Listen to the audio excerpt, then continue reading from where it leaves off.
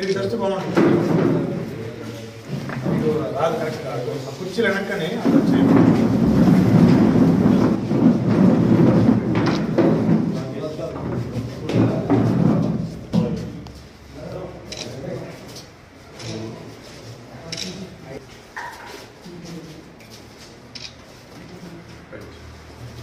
బాబు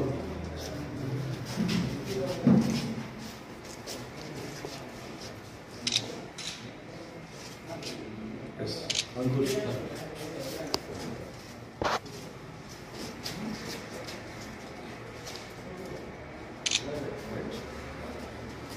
Deepak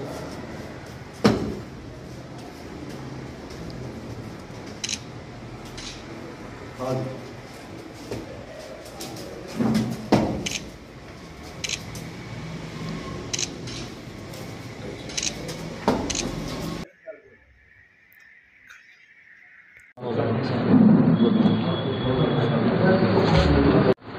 start చేద్దామా? Okay sir. Okay, first electronics media వాళ్ళకి చెప్తాను. సో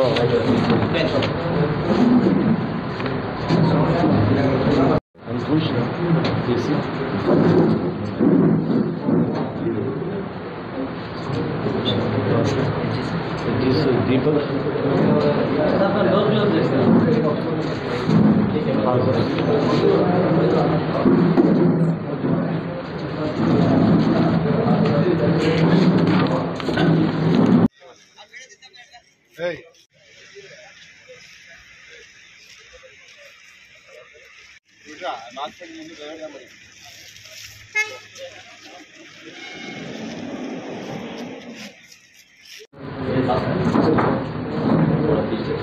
గత 2 నెలల కాలంగా మన ఆసిఫాబాద్ జిల్లాలో ఎక్కువగా ఆసిఫాబాద్లో కొద్దిగా కాగజ్ నగర్ ఏరియాలో ఎక్కువగా మనకి ఒక 9 సెంట్రింగ్ ప్లేట్స్ దొంగతనాలు జరిగిన కంప్లైంట్స్ వచ్చినాయి.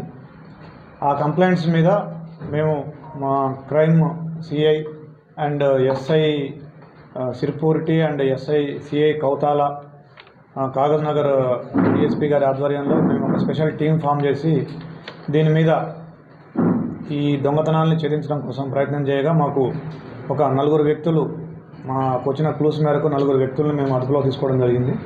వాళ్ళ దగ్గర రెడీ హ్యాండెడ్గా ఒక టాటా ఏస్ ట్రాలీ అండ్ 105 సెంట్రింగ్ ప్లేట్స్ని పట్టుకోవడం జరిగింది.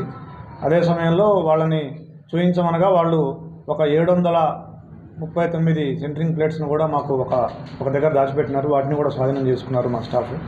సో వీరందరూ కూడా ఒక 4 వ్యక్తులు, వీరందరూ కూడా బేసిక్గా ఈస్గాం ఏరియాకి చెందిన వాళ్ళు.